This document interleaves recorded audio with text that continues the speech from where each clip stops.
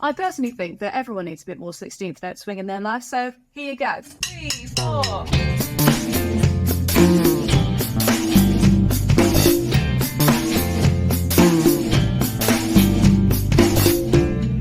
2 bars long. Most of it, honestly, once you've got it down, is not that bad. Don't be intimidated by what the hi-hat's doing. It's more simple than you might think. The foundation of this groove is just 1, 2, 3, 4. You're going to play the snare drum in the right hand.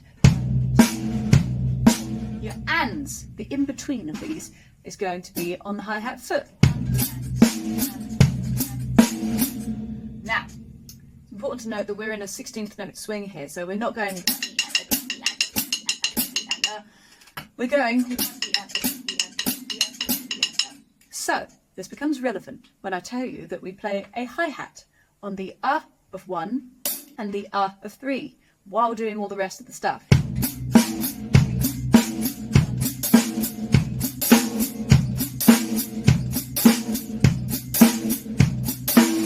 And that's your first bar down, and also the next 2 beats of bar 2. But once we get to beat 3 of bar 2, things change up. So get yourself to that point.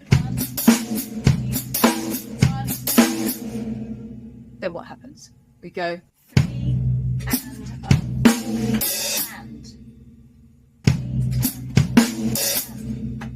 Because you've got that left foot happening that's always on the offbeat, it actually sorts out the open hi-hat for you, or should do.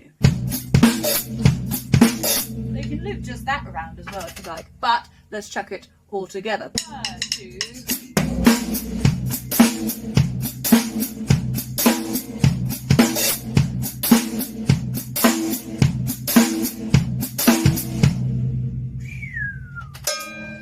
Very nice.